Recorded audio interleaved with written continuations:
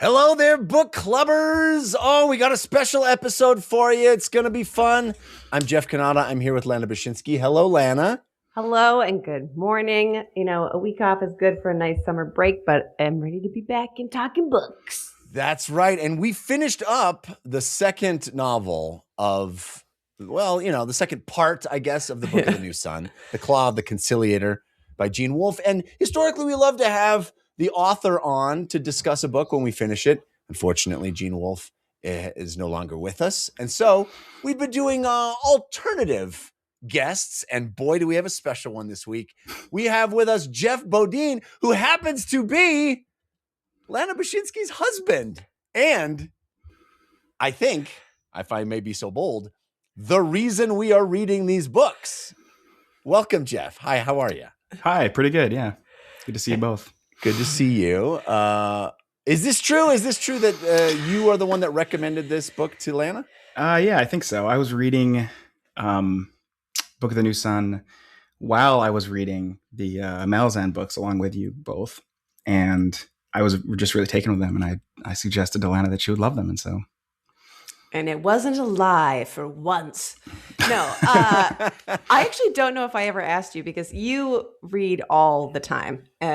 You always have a book going. If we're waiting in line for 2 minutes, you have a book going that you'll pull out. How did you actually discover, make your way to this series, and what attracted to you about what you heard?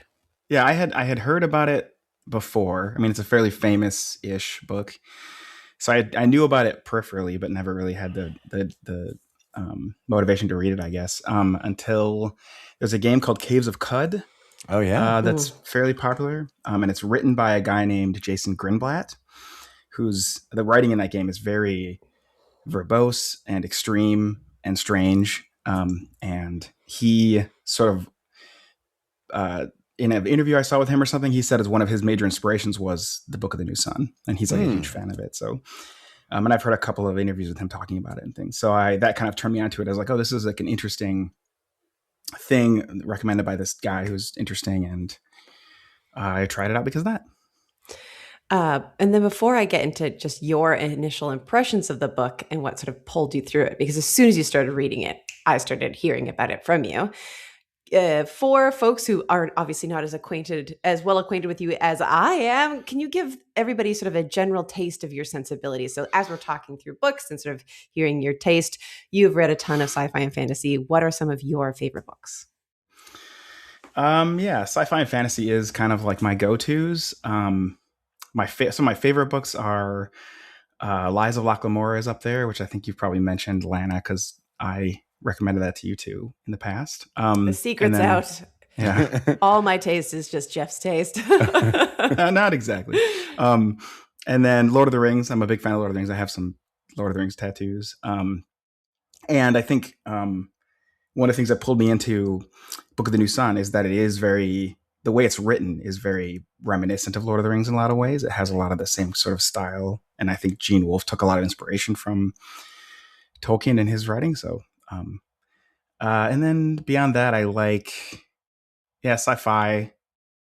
The Expanse is cool. All kinds of sci-fi books I've read. Can we dig into that a bit? Because I think you're right. I hadn't really thought about the comparison between Lord of the Rings and Book of the New Sun, but I think maybe what you're referring to is the sort of notion that this is a world that exists, that the author is just kind of unearthing the history of a place that's real, even though it's completely made up and fantastical. Is that the comparison that you make between the two, or is there something else? Yeah, I think it's definitely that. It's that you can tell there's a lot more to this world than you are seeing. Like you're kind of scraping along the surface of this rich backstory.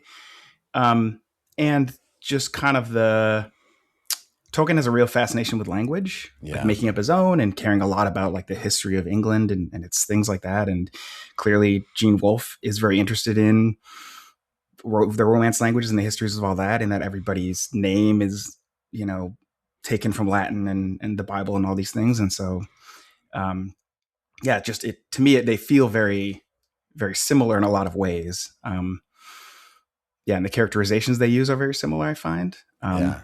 it's almost like scholarly approach to fantasy. Yeah. Mm-hmm. Yeah, I totally see it. Agree. And even when I think of, my last read through of Lord of the Rings when I was a teenager, I remember it having that same kind of meandering feeling, for lack of a better word, and not as much as this one, but the time it takes to get places, you're like reveling in the journey. And even just as evidence of Gene Wolfe being like, well, that's, if you don't want to stop here, I'm going to keep going, but you can stay back here if you want to. It's the journey, not the destination. Well, there might be a slightly more purpose in Lord of the Rings. We have at least a goal that we know we're heading for. We have a goal. It's the name of that. It's the name of that city. I forget. Go to the place. Thrax. He's going to Thrax and start torturing, bro. Yeah, no problem. Yeah. Yeah, you're right. It is like, I think, and some of it too is the Tolkien isn't afraid to be like, oh, we're going to take an aside here for, a 3-page song. Yeah, it's written out. That's not actually related, but is related, right? And that's taken to the extreme with like the play and stuff that Gene Wolfe does. Yeah. Oh, I had one question here for you about the play. So just like in the first book with Severian's telling of Father Near's Mears, this book has several story within a story moments, two of those sort of key ones. And maybe if I thought hard enough about the spellcraft looking through the past thing, there's something tying in there. But the two key ones of the play and Severian's book have a lot of similarities within them. So the ogre tale and Dr. Talus's play having Baldanders as that same kind of ogre character. What do you think the importance of this kind of repetition is? And did you find these chapters as challenging as we did when you first read them? Yeah, I think the repetition is, to me, is the point of it. I'm on my second reread or my second read. I read it before and I immediately started again when you guys did. And it is, when I first read those chapters, I kind of took them as like, these are interesting, well-written little stories that I don't know. Like kind of like you guys, I let it wash over me. All right, there's a giant, an island, whatever. On the reread, I find it's not more clear necessarily, but the like thematically, I kind of see more about what is connected. Like it's like you pointed out, like there's a giant and Baldanders is a giant, and most of the asides that happen, and there's a few more throughout the rest of the book, they're all dealing with the same kind of theme of like someone overcoming a thing like that, or like dealing with some outsized problem in that way. And I think that is also, you see that in the book itself with like him sort of being this like torturer who doesn't know what's going on and like the greater problems of the world. There's like a dying son that you kind of know is happening. Maybe that's a problem. Maybe it's not, that kind of stuff. So I think it all to me is like thematically resonant more than like directly like the things the giant does in the story are the things Baldanders does, because that's not really the case. Mm-hmm. So, yeah, Baldanders isn't like looking for all the women in the village to get sent his way, as far as we know. Yeah. One of the other, or just in general, we've talked a bit about sort of the layers of this book and Gene Wolfe sort of reveling in the world that already existed. One of the most rewarding and interesting parts about sci-fi books can be the technology. And this book speaks of sort of grand, highly technical things like a dreamy holodeck, like, or these portals that, the man in yellow, aka the Autarch, as I found out on the show, have these actual like teleporters, while the entire world still feels extremely medieval and ancient. How quickly were you able to start picking up on the sci-fi parts of these books? And have you ever read something like this before in your life? I haven't read anything quite like this before. There's other like Dying Earth. Like Dying Earth is like a genre. I haven't read that much Dying Earth stuff. And I was able to pick up, I think, pretty quickly. Like I think I got caught on pretty quickly that he lived inside of a spaceship, right? That the Madison Tower is a spaceship, and there's like that the scene about is it Mel Rubius, who like sits in the cockpit of the tower, like singing or talking to other people. Mm-hmm. And that was very like, clearly I was like, oh, that's like a radio thing going on. So there's something weird here. I think, like the earliest point you could ever know is maybe when they're like, oh, there's like a laser gun in the cemetery. Yeah. But that I didn't catch that. I was like, I did not. I like read right past that and didn't notice that it was a laser gun. But I think that's what's interesting about this is it's like a clearly technologically advanced world, and many of the people at the top understand that and are using technology, and the people at the bottom are not. Severian. And from Severian's perspective, he has no idea what any of this is. So he's like, oh, they have a lance, and it's clearly some kind of either like a rifle that fires lasers or like some kind of lightsaber kind of thing. You don't really know because he doesn't really know. So I think that's one of the interesting things about it is his perspective skews what we see. Totally. Yeah. I'm kind of reminded of, this may be weird, I've never said it before, but I'm kind of reminded a little bit of Warhammer 40K, a little bit, where it's like we're so far advanced that we've kind of looped back around to being, the Inquisition, basically. It's like, that's a good point. And they like do a lot of like in Warhammer, there's a lot of that like the maintenance of technology is like a mystic religion. Yeah. They kind of present as like, we're like fixing this through God rather than actually just fixing it, which is what they're doing. So it's an interesting comparison for sure. Yeah. The other thing about that is, this novel in particular, if we think of them as bespoke novels, which I don't know if we're supposed to or not, frankly, but Claw the Conciliator, we have the benefit now of reading post the first appendix, which I think kind of really clarifies what Wolfe is doing here, which is like, I'm subbing in words, this is truly an alien thing. And this is, the world is really different from what I'm describing, but I'm just trying to use the most appropriate word I can.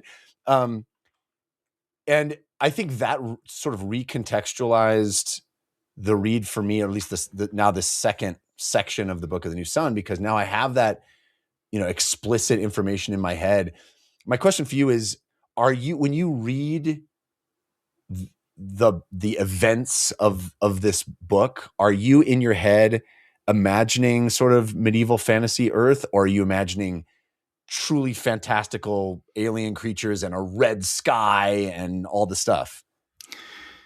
Lana knows this about me. I don't have I forget what it's called, but the like, you can't picture images in his brain. I don't picture images, but I do think about like, when I think about the idea of the red sun, I'll like kind of realize, oh yeah, they're in a world that's bathed in red light all the time. And that kind of changes your perspective on things. As far as like the creatures and things, I sort of take GW at his word meaning the appendix writer, until proven otherwise. So when he says destrier, I'm like, oh, okay, destrier, that's like a horse. And then later when it's like, it has claws, I'm like, okay, that's not, something has changed and I need to reassess what I understand. And I think that to me is part of the fun of it, is like when I first saw, like Triskel is another good example of that. He's like, oh, I found a dog. And then as he describes it, it changes fundamentally what you think that thing is, because it's clearly nothing like a dog. Yeah. And that kind of also then thinking back makes me think like, well, okay, so I took GW at his word for his translations, but clearly almost nothing is exactly like what I think of it as when I'm reading the book. So I think that's what makes it so interesting and so good on a reread, is you can be like, when I read about the Destrier for the first time now, I'm like, I know more about what it is and what it does.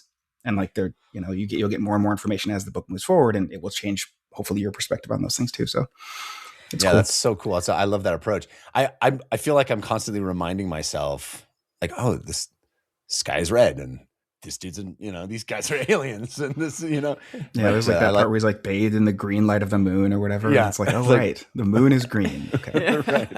Yeah. Real different. There's somebody in our YouTube comments the other week where I said something about Earth, like post spacefaring Earth. And they were like, I don't know, red sun, green moon. That's no Earth I know. And I'm like, but they've terraformed it all. And the sun is dying. Like I'm picturing, we were just back in Edmonton, my hometown, this summer, and it went on a really smoky day. As soon as you get debris or gunge in the atmosphere, let me tell you, that sun get pretty red. That light is orange and sickly really quick. And I was like, I'm here. I'm on Earth with a U.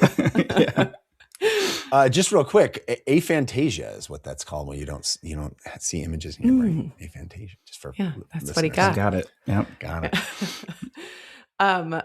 So one of the things that you're talking about with finding that while I'm reading it, my impression of the chapter, and not just the whole book with the appendix sort of teasing the whole thing, but by the time I end something, looking back on it feels like a different experience than the one that I read, which is a very unique space to be in while engaging with these books. You having, I know we're only halfway through, but picking it up and sort of reading it back to back on your own, and now alongside with Jeff Kanata and I, is that sort of a strategy you would recommend of ripping through all the books and then shredding through them again? Is it worthwhile to reread, if you get a piece of information, rereading a chapter? For complicated books like these, is that something that you think would be worth it for people to dig into if they really want to get into the text? I think for this book, rereading chapters, I do that when I didn't understand it. Like if I didn't understand what was happening. There's a lot of chapters that are very strange in this, but like I don't think you'll get more contextually out of it, because most of the context is like either happens towards the end of the whole series or is like the whole thing looking back. Like a good example is Thecla, right? Like if you reread the first book without having read the second one, you wouldn't know that Thecla is inside of Severian, influencing everything he does, and to some extent that you don't know. And so that to me completely changed my rereading of the first book, right? Because now I could be like, well, okay, I'm hearing about Thecla in her cell and how she's incredible and beautiful and great. Is that because she is, or because Thecla is telling you that, right? Like all of that stuff kind of like changes fundamentally, I think, the way if you think about it. And I don't think, there's so much stuff like that in the book that you can't, until you get to the end, I don't think it's that worth going back and rereading it for that purpose. If that makes sense. As far as like ripping through the book and then starting again, I wouldn't have done that if you all didn't pick it up as your book club book. I'm glad I am, because I'm getting a lot more out of it than I thought I would. So I think it's valuable to do that. And I think even reading it and then listening to you guys talk about it, it was almost like a third reading in a way. So I get it again, and I get to think through it a third time. And even that, I'm like, oh yeah, there are other things I didn't catch on my second read. So I think it's like Malazan, like a rich text of rereading. So I think it's so interesting, because I think that if this book came out today, it would just be one volume. I think it wouldn't split it up, because big, hunkin' tomes are not anything weird today, and I feel like it would just be one big long book, and maybe the experience of reading it would even be a little bit different in that way, where it doesn't feel so episodic, or maybe that's the wrong word, but it's so staccato and like, okay, well, we're stopping, that kind of thing. It's interesting. It is interesting, and I guess some of the work that Gene Wolfe did was add in time breaks, but I'm wondering if he like got to the gate, would the next chapter be like, well, we lost them and now I'm hanging out with Jonas? Or would he have, I'm wondering, what could have been if it were one long tome, if it would make more sense how they got disconnected. Would there still be like book 2, but like the sub book within the book 2, to get that kind of disorientation that I feel like this book thrives on? Well, I think he still does a disorientation chapter to chapter. I don't think he's afraid to do a chapter where it's like, now where are we? Yeah, I think I agree. I think that's maybe part of the point to some extent, because he also does a thing that I don't see in many books, in that he changes genre like pretty extremely throughout the book. Like the beginning is this coming of age tale kind of thing, and then it goes into this like he's traveling, and it's like what's called like a picaresque, where it's like a sort of ne'er-do-well traveling the countryside, getting in adventures. And he has like kind of unconnected seeming adventures, just doing random stuff. And then there's parts in this book that are like horror, right? Where it's like, this is a short story about a guy locked in a house turning into a monster. And it's like, that's not like very much other things in the book, right? And I feel like that is kind of his point, is to kind of throw you off balance throughout the book, to make you think about what you're reading and why, and the time jumps are maybe part of that. So yeah, maybe they would be there anyway. Maybe he took the opportunity. Yeah, it's cool. I love that insight. Yeah, totally.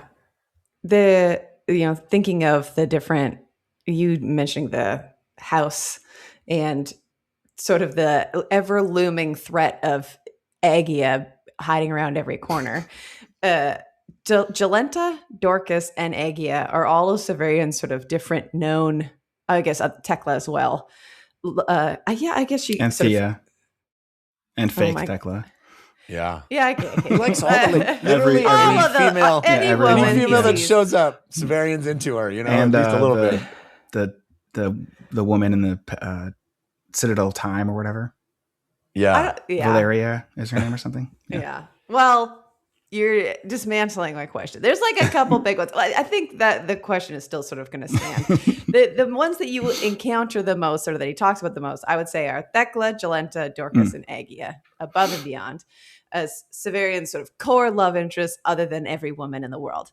But they are all kind of different stereotypes of women characters that you would get, with Jolenta being like extremely voluptuous and vain, Dorcas being like meek, I need you to save me, Agia being the deceitful one, and Thekla being like, ooh, the brainy princess. They're all known kind of women types that you would expect a guy to write. Is this a Gene Wolfe thing, or is this a Severian thing? Like how sexist is the author versus the character? Yeah. I think Severian is sexist. I think he is meant to be written as a character who is kind of a dummy and only cares about women in a way that is reprehensible in a lot of cases. I think that it's hard. I think it's hard to tell by the end of the book how much of that is Gene Wolfe and how much of that is him writing into the character. And I can't speak to that much to his like personal beliefs and things like that. But I mean, I'd like to think that he knew what he was doing, because it makes it a better read to me if it's like meant to be read in a certain way. Mm-hmm. But yeah, I think another interesting thing there is that thinking about Thekla and her position as like a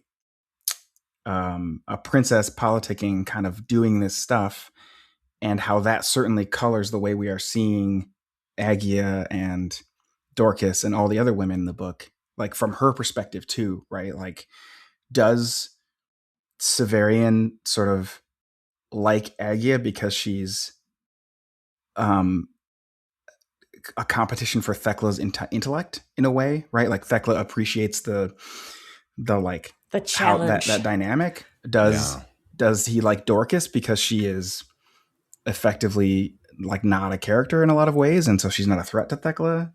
Like, just thinking about it from that perspective, I think is interesting, and like makes it sexist in a different way, right? Because it's like about, at that point, about women hating women or something like that. But it is interesting. Yeah. I'm inclined to agree with you. I don't want the author to be sexist, although obviously this was written in a different time that, mores were different. But also I think much of it can be explained by just this character is naive and young and just has never seen the world and is just kind of, that adolescent kid, male, who just sees every woman and goes, and it has no filter for the sort of id that is part of being an adolescent kid, and particularly an adolescent kid who was sheltered in such a specific way and now is sort of unleashed on the wider world. I'd like to believe that that's really more of the point of what's happening. Yeah, for sure. And a lot of the first book too has all those points about him like determining that he's now a man, he's becoming a man. He notices like the veins on his hands or whatever, and he's like, now I'm a real man. Like, so he's clearly, going through puberty. Right. Yeah. So Yeah. Yeah. There's Jolenta has such an interesting arc, and especially interesting through Tekla Severian's eyes, from her being described and Severian talking with Jonas about how she's the best and she's the most beautiful, and we got to get Jonas back to Jolenta, to seeing her and being like, oh, you're actually kind of gruesome in whatever has happened to your body, into absolute naiveness or willful ignorance about, oh, she got bit by bats in the wrists, to the pity that we sort of get when we see her expire near the end of the book. It's such an interesting arc to see that, and at every turn being like, and what part of this is Thekla's impression of this woman is, it's really hard to keep in mind while we're looking at it. But that final sort of sadness, I like to think that sort of like Gene Wolfe peeking through of feeling pity and feeling sort of empathy to some degree with this woman who is filled with technology to try and look and be a certain way, and so hated life without being able to have all of that, the body mods powered appropriately. There's such a huge question mark into what Palace did and how he is the sole keeper of the keys for her surgeries in some way. But I like thinking that final look at Jolenta, it felt distant, but still full of empathy in a way for like what she went through, and her desires to end her life were pretty overtly stated in the witch's spell time. It's fascinating. Yeah. I think that's like one of the strengths of Severian as a character, is that he is so complicated because of Thekla and because of his weird upbringing, that you can read sort of his take on anything in the book from a number of different perspectives that could all be true, right? Maybe he just is thinks of her as one of the first women he saw that he loved, that he thought was beautiful. Maybe it's like Thekla now feeling bad for someone who she sees something of herself in. Maybe it's like just the humanity of the sort of the torture, understanding someone who is gone through torture and is expiring. It's like, it could be any of those things. Yeah. Well said. I've got a few more questions here, but I do know that you were listening to our podcast and taking sort of notes of your own. I would love to know the kinds of things that we talk about. A little peek behind the curtain here. Every week that I'm reading the book, I basically refuse to talk to Jeff Beaudoin until I talk to Jeff Kanata, because I need the raw takes for the show. So it's actually pretty exciting to be like, okay, you can talk to me now. The podcast, Written Marriages. That's what we like to do here on the book club. Keep it spicy with Jeff trying to say anything about the book and me being like, please be careful and don't spoil anything, and I'm not going to reply, but you can say at me. Whatever you want. What are the kinds of things that you've got? What do you got takes on? Give me some takes. I find your takes interesting in that, like how you're reading it and what you're getting out of it is different than what I got out of it the first time, for sure. I think, and you're catching a lot of things that I think are not obvious, that I didn't catch, or that I realize are opaque.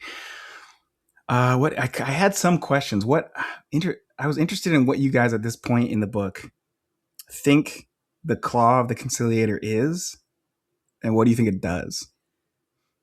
Well, it's a healing gem, obviously. Obviously a healing gem. Yeah. I suspect it clearly heals anything you touch it to instantly. Yeah. It never fails, that thing. I suspect it is technological and not mystical.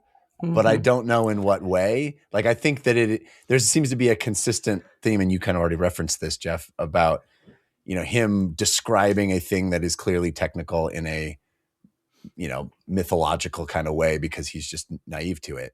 So I suspect there's an element of that, but I'm not keyed into how that can work in this case, or what this thing is. I'm imagining it like he talks about it glowing, so it totally can glow in a technological way, but I have no idea. I have no idea. I mean, I'm thinking of it as the One Ring in this universe type of deal. But beyond that, I have no intuition on it. I think that is the correlation for sure. Like, I feel like Gene Wolfe explicitly was kind of like, this is my MacGuffin that they're carrying around, right? And it even, similar to the One Ring, kind of has arbitrary powers that like are sometimes work, sometimes it betrays you in the same way that the ring does. Like, so, yeah, it's for sure. It's the glowing. I also assume it's technological. It's one of those things where, oh, this thing was described as a horse until it had claws. Like, it's described as a gem or a rock, and it is still described that way. And so it's kind of just a blurry, glowing blob in my mind. But I don't think there's any way that it's a crystal, unless it's crystals like in Stargate, where they're like, oh, the ships are all powered by crystals. It's a dilithium crystal. Yeah. Like, I don't know. I try and think of even the moments that we saw it do something, actually, of being in the cave with the ape men glowing brightly. Like, was it in response to just the a materials? Flashlight. It just did it do anything to them, or were they just impressed by the glow? Who knows? Yeah, right? exactly. It's not clear. Yeah, I mean, it was in the dark. I got the impression that it was just like in the darkness, and so it was bright and mesmerizing. But if this is like, oh, this is a special crystal, I could see it having some kind of properties that do mesmerize people, that could elevate somebody to some position of royalty to capture them in some way. But do I know what it is? No. I know it doesn't heal something, but sometimes I think about Severian just like balancing a rock on Jonas's forehead and being like, gotcha, buddy.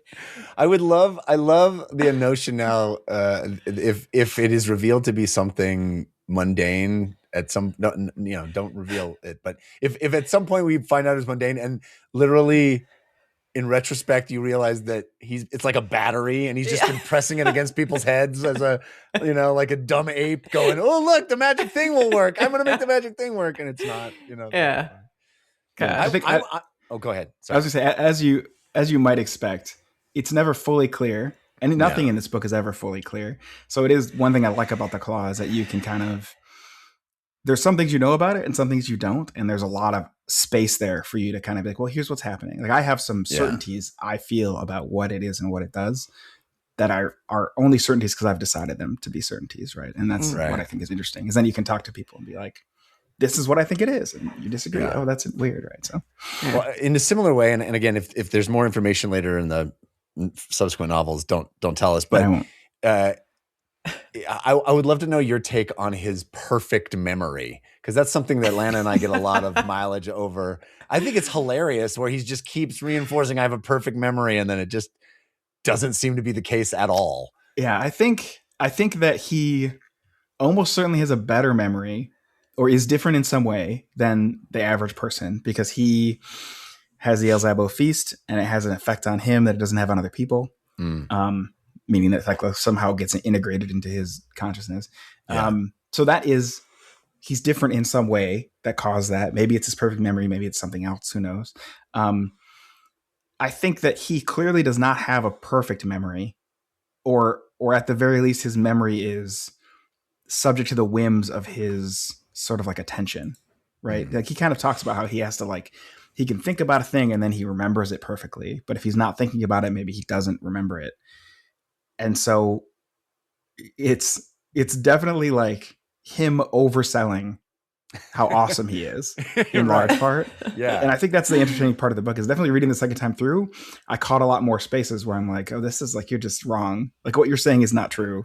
Yeah. Or like, this is, you clearly don't remember this thing, or it happened differently. Right. And I think that's interesting. It makes him like kind of a fundamentally flawed character in a way that is like tied to one of his greatest strengths, his like claimed greatest strength, and that he has a perfect memory, because it is a unique feature, but it's not really true.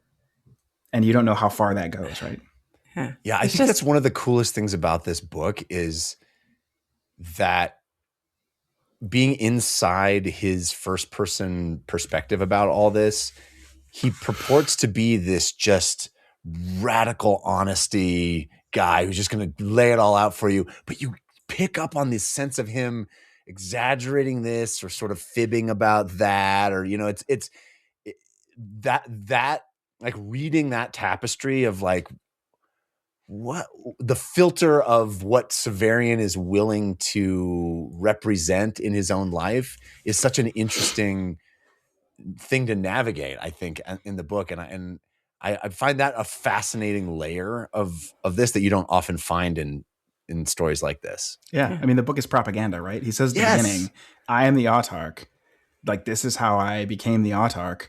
He's clearly speaking to his subjects, and he's writing the myth of his rise to power that clearly he'll want to have some effect, right? Yeah. And so as he's shot into the sun or whatever is going on, just like there's like a little glimmer of it. That's one of the reasons, like, this book, I mean, Jeff Kanata and I have talked so many times over the years about, like, or at least I didn't know the sort of joy that I would get from talking about the books that I'm reading every week.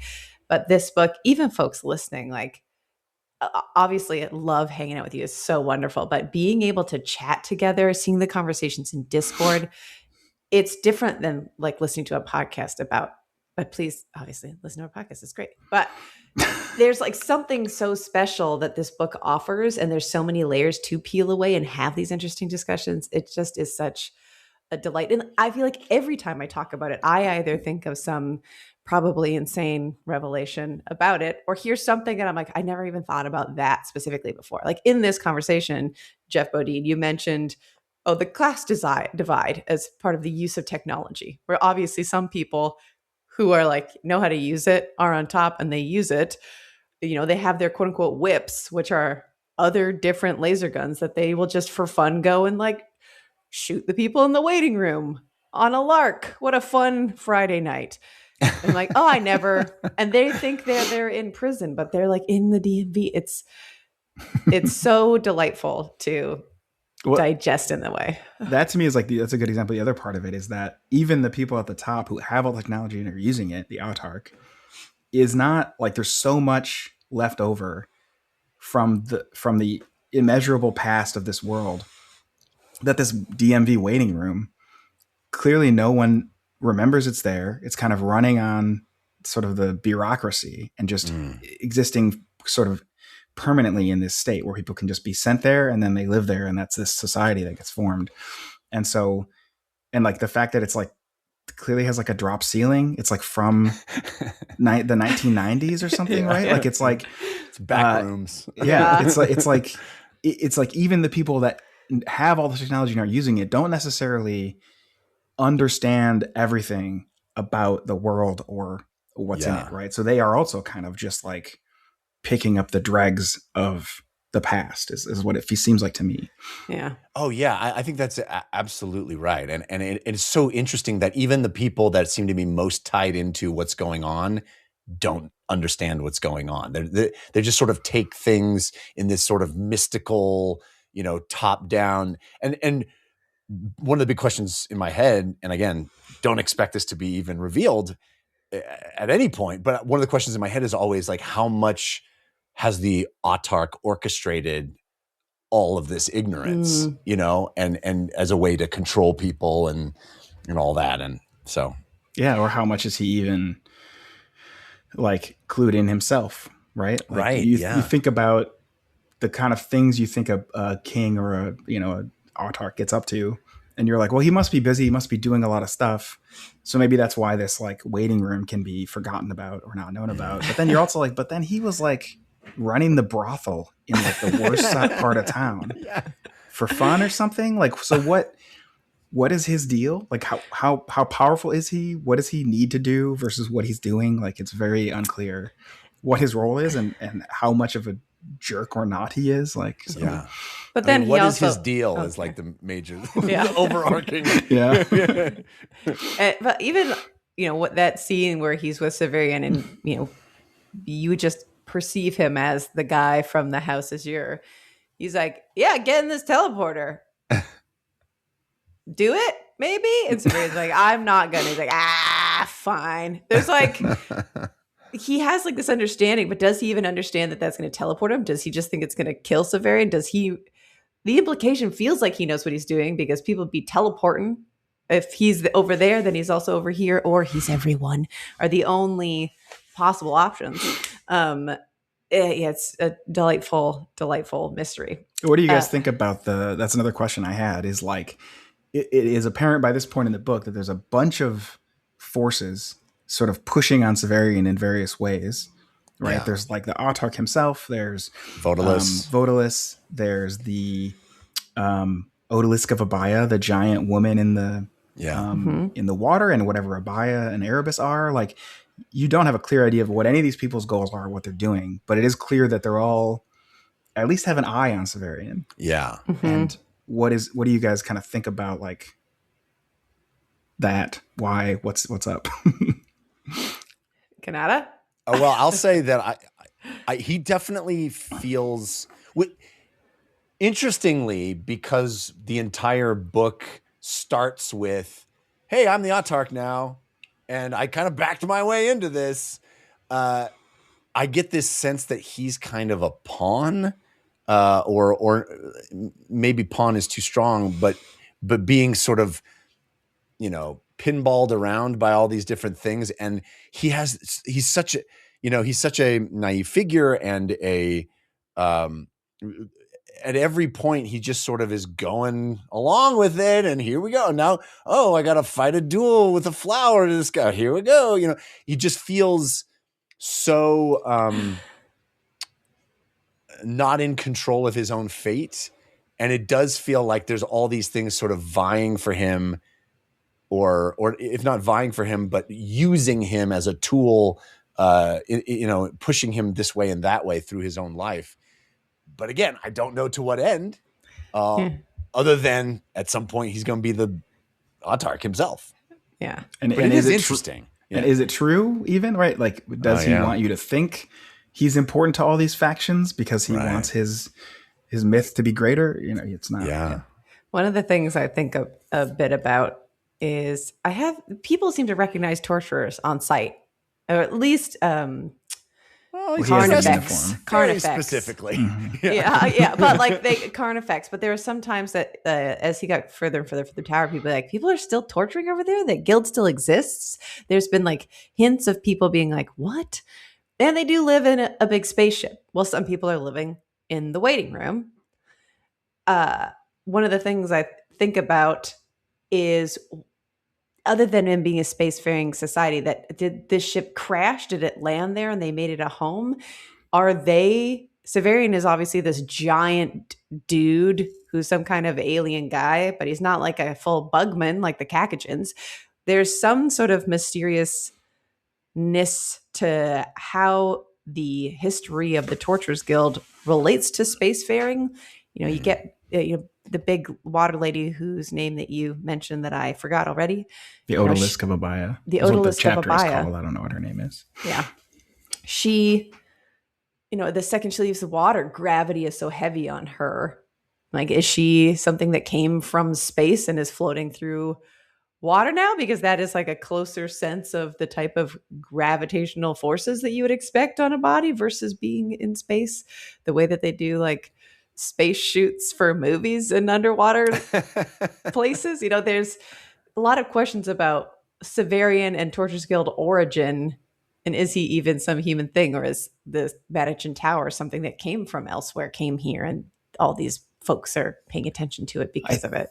I think, the Vatican Tower itself is, I know it says explicitly there's other towers around it, like the Witch's Tower, for instance, is also a tower that's more destroyed than theirs. My assumption was always that there's, like, I view this as basically like a future spaceship launch pad platform with a bunch of spaceships that are all huge and just sitting there waiting to be used, and then never fell into disrepair.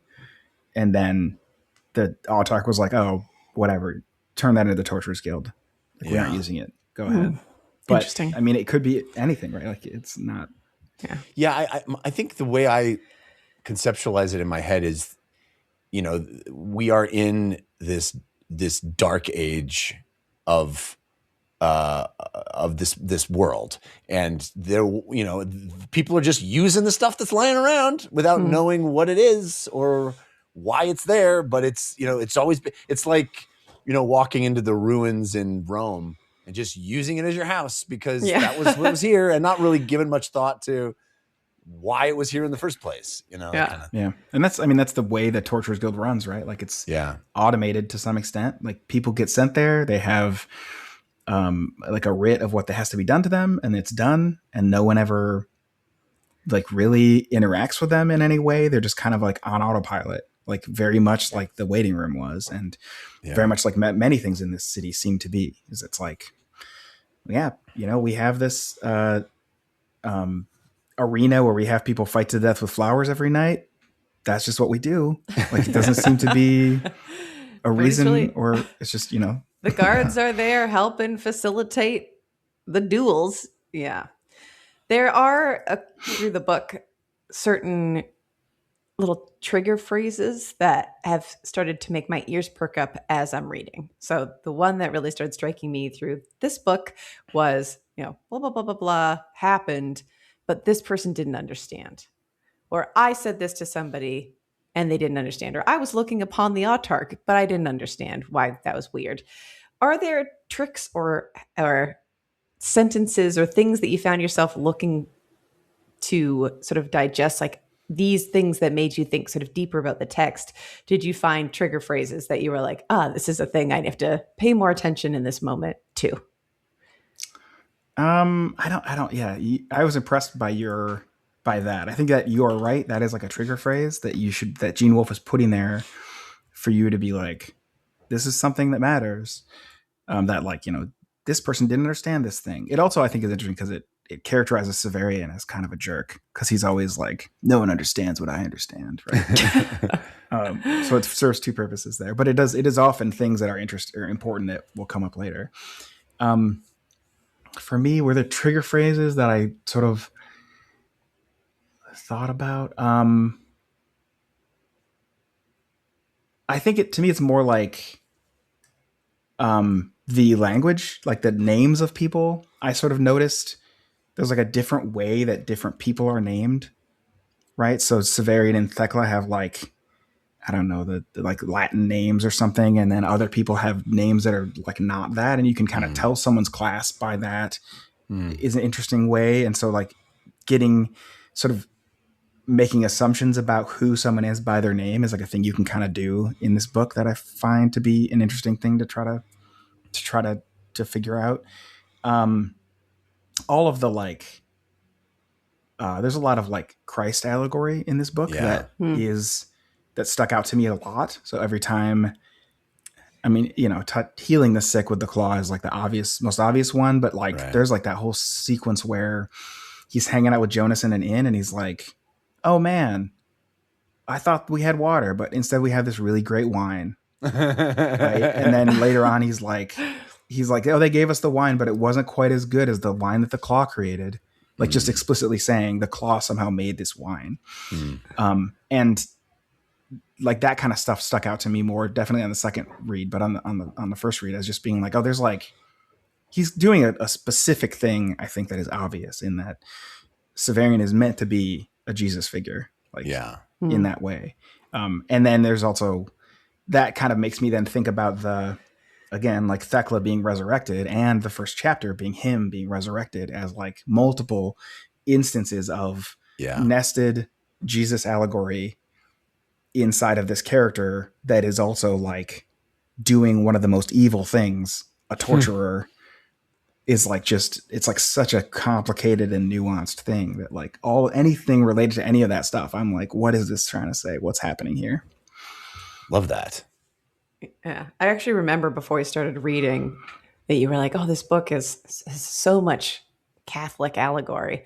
And I, despite, I don't know how many years of being raised Catholic with my family, that was way over my head. And didn't even pick up on one of them. I think Wolfe is a devout Catholic, right? He is, yeah. He like converted later in his life, but yeah.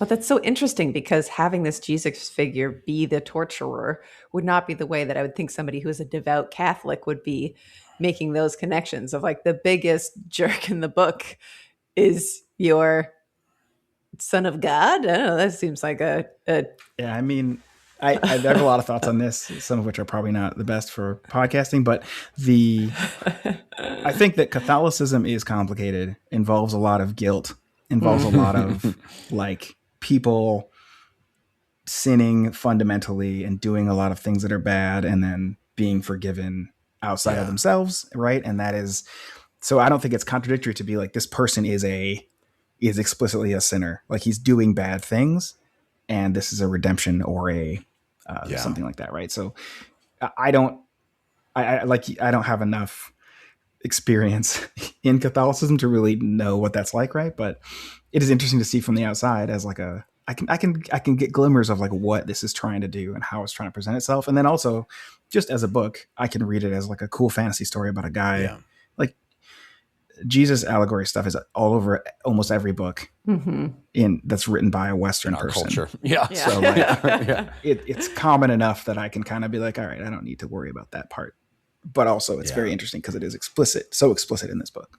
Totally. Yeah. And you know, he is a sinner who has been brought into this tradition of torturing people. He didn't choose it. He's brought in by the culture. The culture, you know, adopted him as a child, raised him to do these things. And now he's sort of going out into the world and seeing a different perspective on it. I think that is, you know, it's all consistent to the allegory. And I think that, you know, very, very interesting stuff. Yeah. So cool. As we're chatting, I'm like, there's just so many things. The book is so dense. And despite the journey of being like, yes, Severian be walking towards that place, it's hard to even capture all the pieces. I'm like, I don't even have questions. I'm just like, Jonas, huh? What a guy. What a wacky little buddy who zips himself into oblivion. I would guess the core question I would have is Jonas being a robot who sort of fixed himself with organic parts. What was your impression of or biggest takeaways from his slump into extreme depression for the days that they were in the waiting room? My impression was that I guess it was like a retroactive impression, because I didn't truly like. I was kind of like, oh, he's like cyborgish up until that point. He's a robo arm. Until he's like, oh yeah, I was created from organic parts added to my robot body.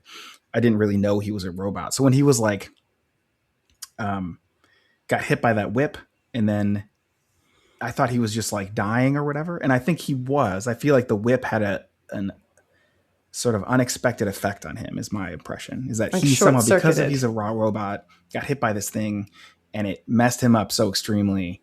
And then that was sort of one of the times I'm like, oh, the claw doesn't do whatever Severian thinks it does. It doesn't do that. It does clearly do something to him. Like he touches it to him and it has an effect, but like, it's not the effect that you expect it to have. And I think that's kind of tied into what the claw is. And then I think its effect on Jonas is tied into Jonas's whole deal. And then, I thought it was super interesting how it's like that part is it's paced very strangely in that it's like they spend a bunch of time, like 2 chapters in the waiting room. And then it's like 1 chapter later, Jonas is like, oh, okay, I'm going through this portal. Bye. Right. And he's like going to his ship, going to somewhere, some other planet, world? Who knows? Yeah. Oh, yeah. So it's not even clear if he's going to the same time, right? Like it's like, who knows? It goes to somewhere. And I think that is very interesting. I think Jonas is a very cool character that's like presented as kind of just a good dude that's like along to help Severian out. And he's like always like, oh yeah, I'll help you out. You know, you can take my horse. It's fine. And then he kind of like suffers for it in a way and becomes, into whatever he is at the end of that. Yeah. Well, man, it's been such a blast chatting with you about this book and the fact that we are only reading it because your recommendation happened. I think that's we owe you a debt of gratitude, because that's cool. Thanks for taking the recommendation. You guys are doing a great job. I think it's fun to watch you every week. So I appreciate that very much. Thank you for lending your wife to the. I'm so delighted to have her as a companion on all these book journeys.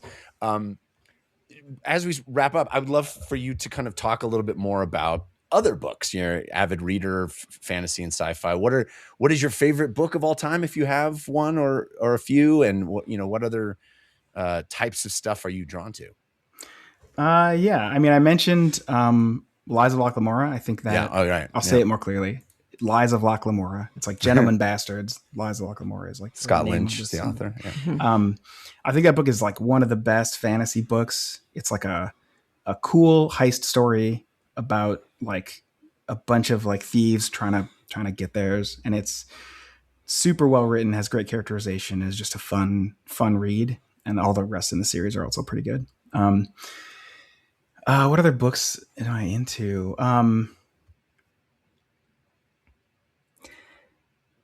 One of my classic favorite like fantasy reads is the Chronicles of Prydain? I should have known this before. I'll look it up real quick. But it's like a classic fantasy book by Lloyd Alexander.